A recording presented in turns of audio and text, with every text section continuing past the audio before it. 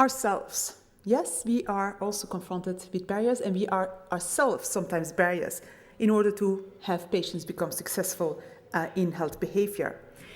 This is a survey that was being done in the Veterans Administration that showed content of patient-provider communication during outpatient encounters. And the magic bullets, which I pointed out before, is not really at the top priority of communication. As you see, it's rather at a lower distribution. Only 60% of the outpatient visits, exercise is being mentioned. Another survey in the US showed that only 1/3 of those who visit a physician, that exercise advice is being given, and of these 1/3, only 50% received clear, specific information on the activity plan and follow-up of care. So you start to feel that even a patient who has high motivation, you need to have also, at the level of the healthcare provider, information being given. How is it in transplantation? Again, the study of Elisa Gordon showed that, looking at these 82 patients surveyed, that the information ranged from no information to the state-of-the-art information. Only 13% received the Surgeon General's recommendations, and the others received a little bit of information on that they had to exercise, but not really specific, what they had to do, how much they had to do, or were even advised against exercising as they first should recover. Now, in the literature, barriers are being described. How comes that physicians have problems with counseling on physical exercise? And again, here we see individual factors and we see environmental factors.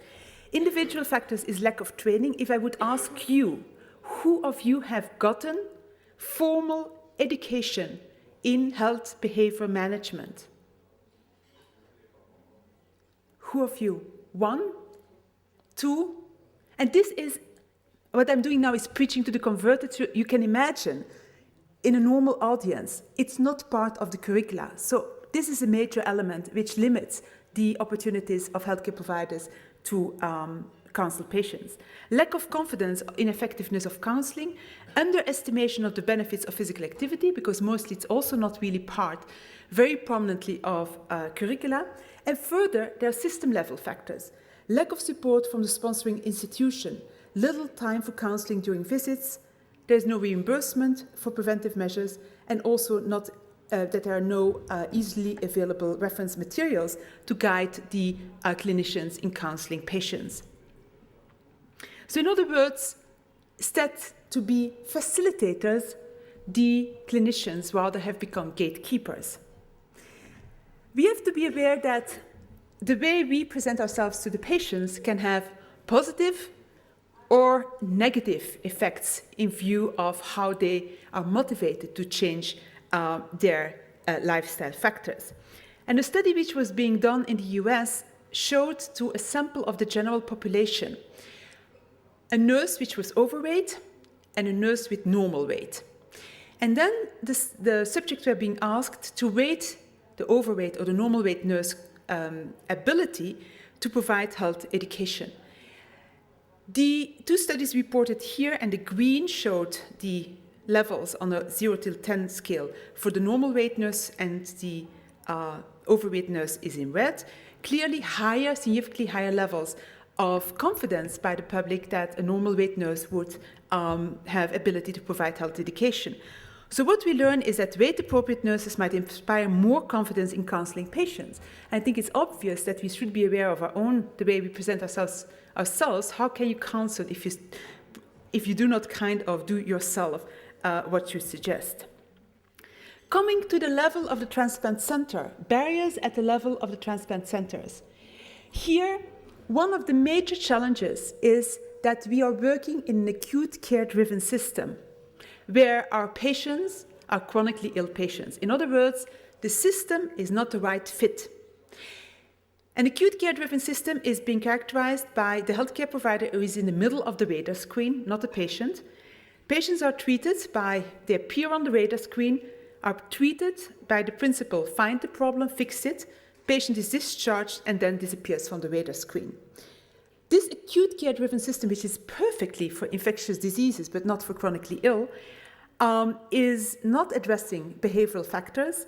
The patient role is not really emphasized, follow-up is sporadic, and prevention is overlooked, and we know well, it's well substantiated, it results in poor outcomes and higher costs. So in other words, the system in which we work is just not conducive in order to do the right things.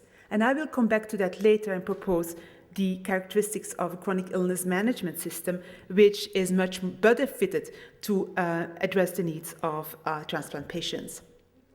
Finally, we have the barriers at the level of the society in which we live, the healthcare system. And knowing it's the lowest level of evidence, but I still want to kind of bring it, it's the case study. And the case study is a case study of a postdoc of mine who is now at the University of Leuven, who is Todd Wooper and his wife. They came 6 months ago to Leuven. We had dinner before Christmas, and his wife reported she lost 8 kilograms, has 2 sizes less in her clothes. She has an improved muscle tone. And the question is, what is the recipe? So they moved from Missouri to Leuven, Belgium. The recipe was enjoying fully the Belgian foods, including chocolates.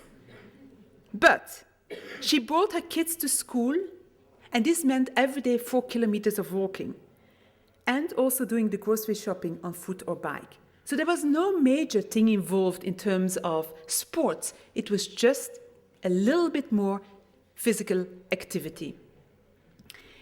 Now, I think societal system influences are not to be underestimated. And the United States, unfortunately, is our example that things are really getting out of control. Looking at 1990 and 2002, is this the individual who fails, or is this the system who fails? We see that the epidemic of obesity, which also reflects a lack of physical activity, is enormous, and bottom line, it's a normal response to an abnormal environment. So in other words, we have to take into consideration that the environment will determine, in the end, if patients or people are sitting here overweight or not, if they are physically fit or not. What we learn from these different barriers is that in order to be successful, you need to address the different levels of the system with interventions. It's not only the patient. So just very briefly, what are the different suggestions? And without being comprehensive, I just would like to kind of point out some elements that we could take into consideration. First, at the level of the patient. I think, as the case study showed of my postdoc's wife, just start walking would already be a major step forward. Now, in transplantation, in order to do so, as said beforehand, exercise capacity should be assessed. And the exercise prescription should be adapted to the exercise capacity.